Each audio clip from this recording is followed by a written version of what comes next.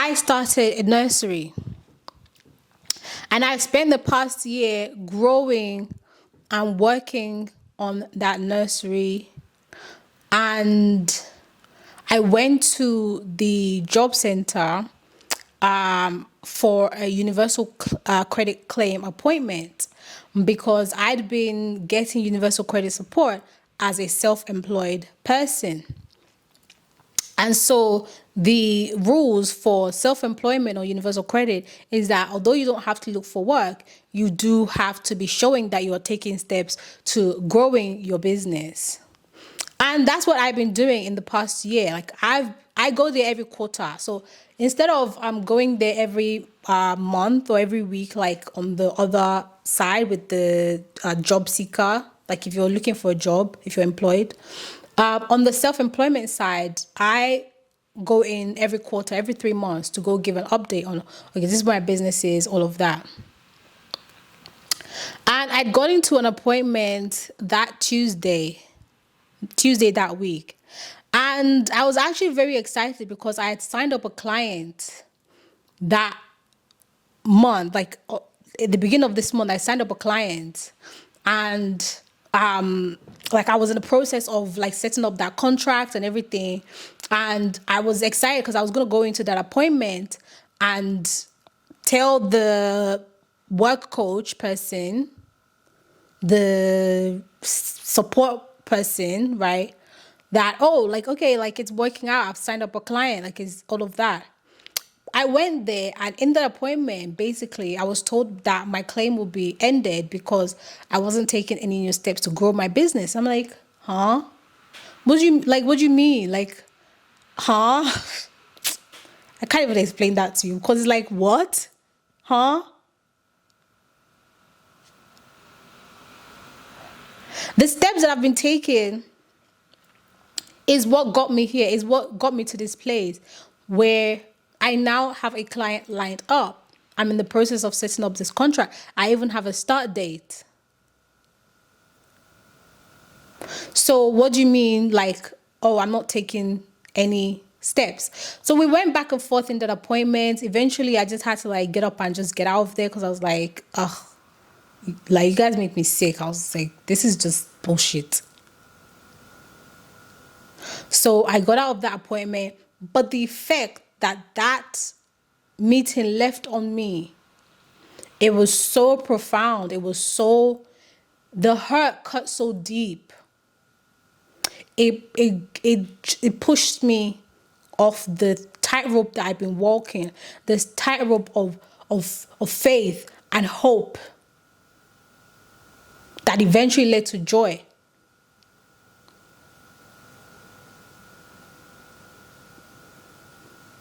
And maybe in a way I was seeking validation. Now I see that angle. Like maybe I went to her like, oh, look at this like really good thing that I did. And I expected to get some sort of like pat on the back or, scratch on the, oh, good job, well done. And I didn't get that, and it broke my heart. And it made me feel very sad.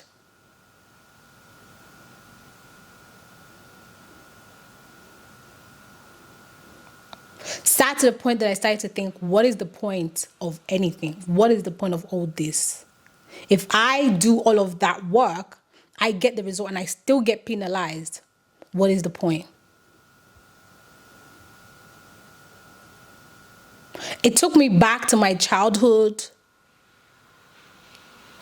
growing up as an undiagnosed child in Nigeria.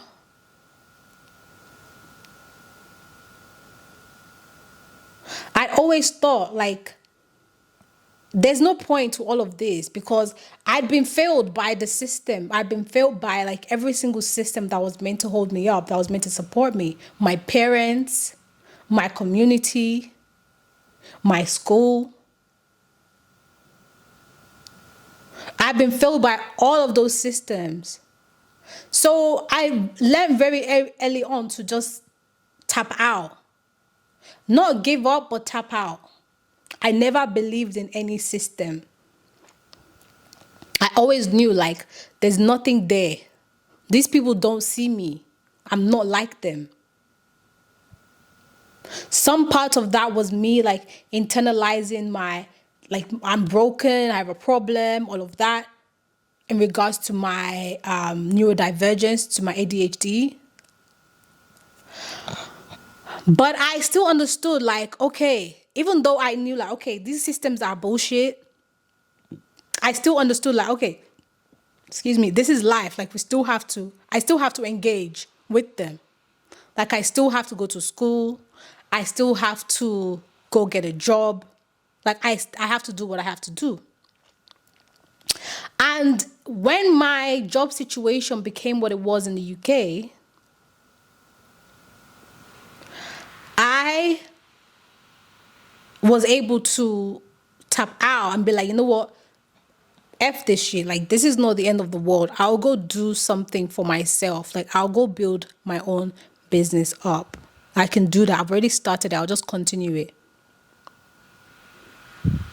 And I went to the job center. I started a universal credit claim, which was very difficult for me to do because I have my pride, my ego. But I set that aside for my business, for myself, for my livelihood. I did what I was supposed to do. And I got the results that I was supposed to get out of it. But I still got to this office and I was still penalized and I was still getting stressed out and I was still getting treated in a racist way. And that is what really hurt me. That is what really hurt my soul. Like, damn, like, where the hell could you go? If you can't live in Nigeria, if I can't live in Nigeria and I can't live in the UK, where the hell could I live? If I can't go to the government to get help, where the hell could I go?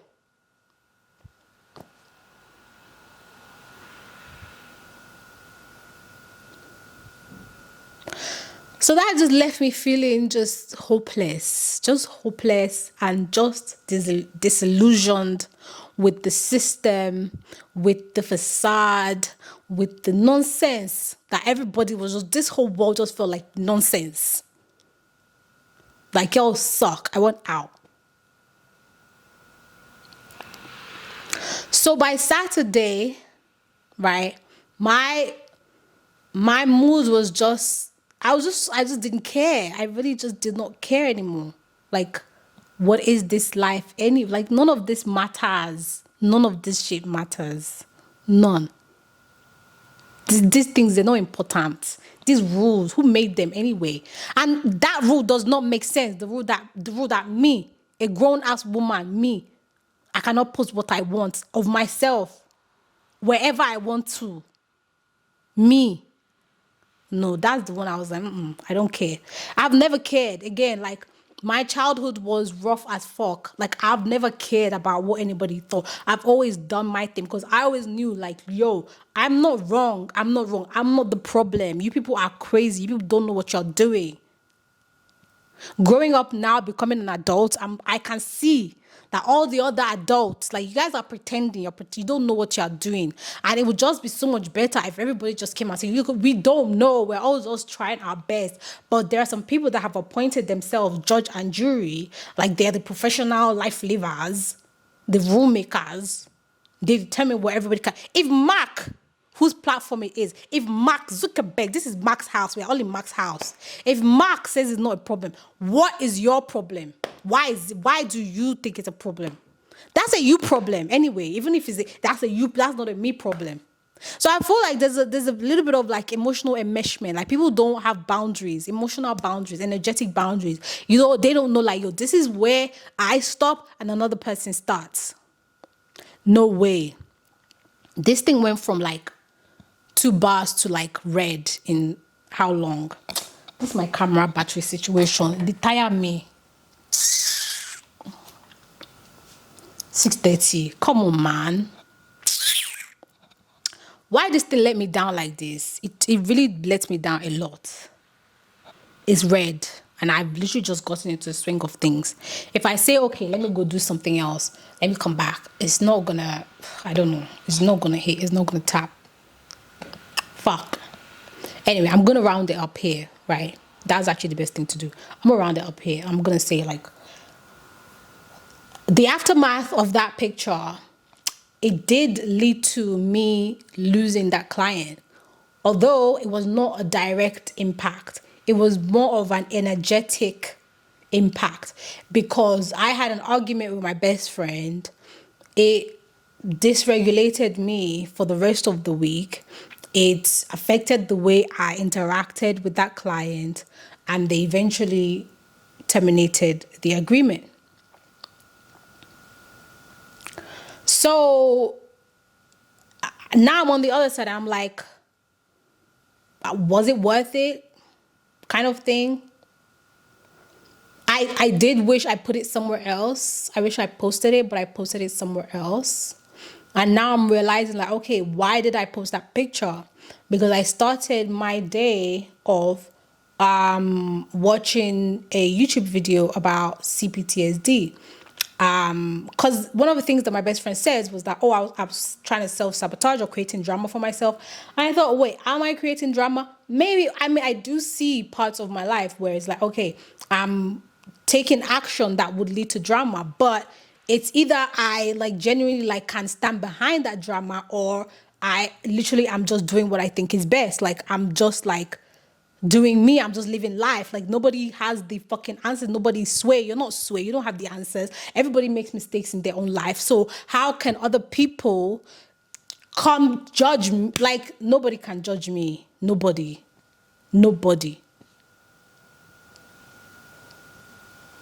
So I'll just wrap it up to say, like, it was not that big of a deal. Like, people need to relax, right? People need to relax. It's not that deep.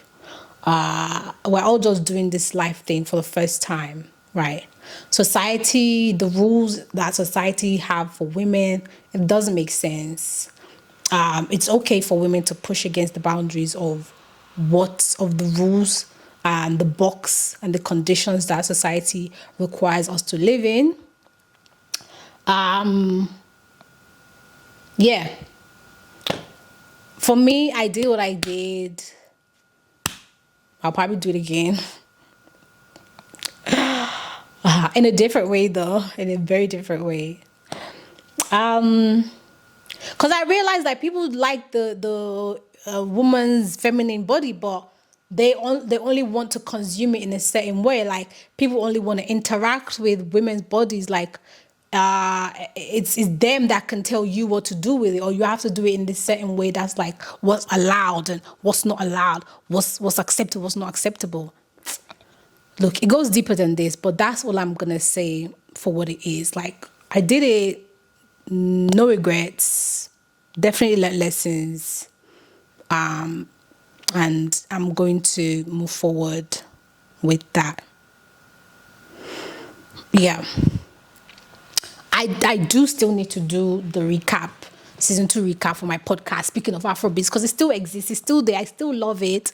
It's just life is beating my ass right now. Like, life is just like, I just need this business to work out first, or like I needed to just like start doing something before I can like, okay, leave it and then move on to something. And it's like, there's just so much insecurity, there's so much on my mind, there's so much going on. And I know like that is not the video that I said I would do, but it's just like, I'm making my love for my podcast conditional on something else. And it's like, I don't know how to have unconditional love. I don't know. I didn't have it growing up.